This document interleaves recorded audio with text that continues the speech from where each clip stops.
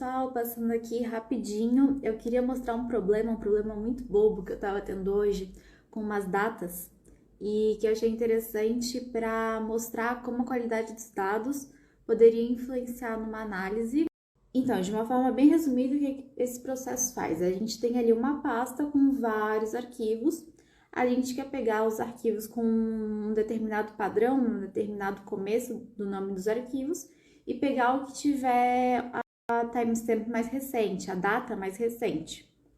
E aí a gente quer copiar esse arquivo para uma outra pasta, ok? O que acontece é que para a gente fazer essa comparação das datas, então a abordagem escolhida foi de pegar o nome completo do ficheiro. Então, por exemplo, bolinha, underscore 21, underscore outubro, ponto CSV. A gente vai limpar o bolinha, underscore e o ponto CSV e manter essa data. E essa data, então, é num formato de texto, um formato de string.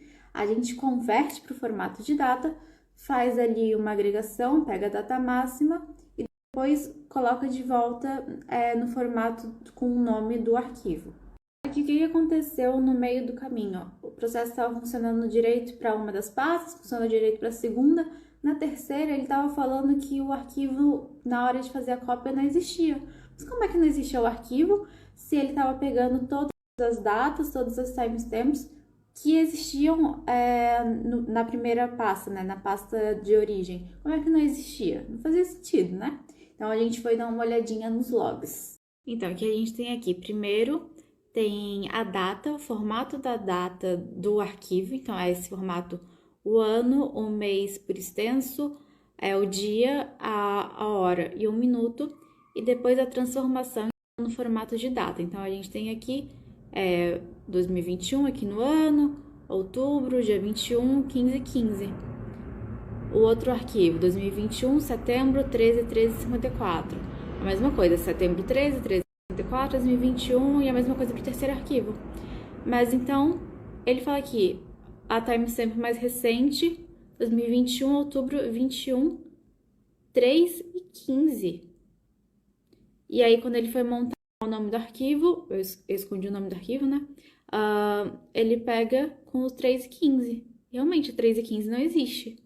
Então, o grande problema é que na hora da conversão do formato da data para de volta no formato da string, ele estava trocando as 15 horas por 3 horas, né? Ao invés de pegar as 24 horas, ele estava pegando 12 horas, né? Para colocar AM e PM, de manhã e de noite.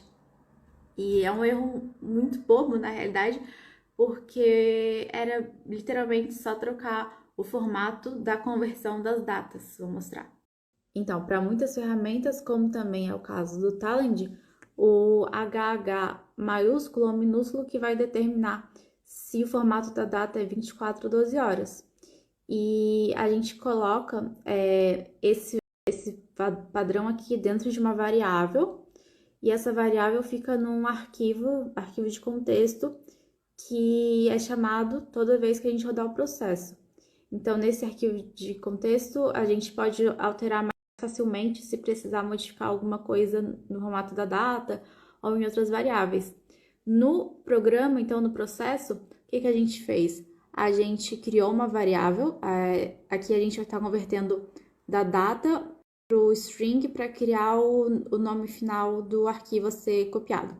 Então, a gente vai criar um string, a gente chamou de string timestamp, utilizou aqui uma função do Talend, em que ele vai...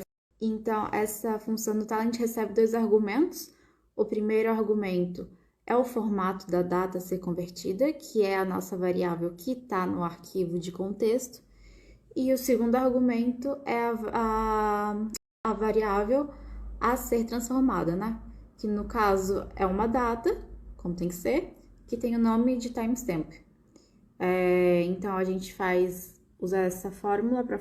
Então, a gente usou aquela fórmula e por causa do HH, que define a hora, se vai ser 24 ou 12 horas, quando a gente convertia a data de volta para um string, ele ficava com um formato de 12 horas, quando era para ser 24. Ok, é um problema muito fácil de resolver. Nesse caso, também o erro foi visto a tempo, Mas imagina se passa um negócio desses direto para a produção, só que num contexto em que as datas realmente iam ser analisadas de uma forma a tirar conclusões ou a ter uma tomada de decisões. Imagina se em alguma transformação ali no meio do caminho.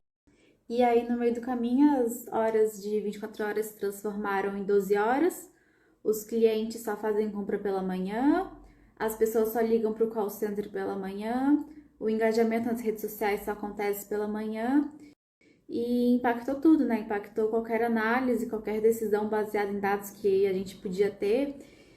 Vai acrescentar aí um tempo de retrabalho, que a gente vai ter que fazer tudo de novo, entender o que aconteceu. Então, isso teria acontecido porque esse processo fictício aí teria impactado na qualidade dos dados e comprometendo, então, toda e qualquer análise feita depois. Por isso que a gente tem que prestar bastante atenção, qual é o dado que entra, qual é o dado que sai, como é que ele está sendo tratado, como é que está a documentação, se a documentação, os critérios estão dizendo certinho o que se espera, se na documentação tem como é que era o formato dos dados que entraram, como é que é o formato dos dados que estão... E, enfim, garantir que todo o processo mantenha a integridade dos dados ao longo dele. E a governança de dados vem aí como uma forma para auxiliar, para ajudar a ter uma qualidade de dados mais controlada, encontrar erros e problemas de qualidade durante os processos e muito mais.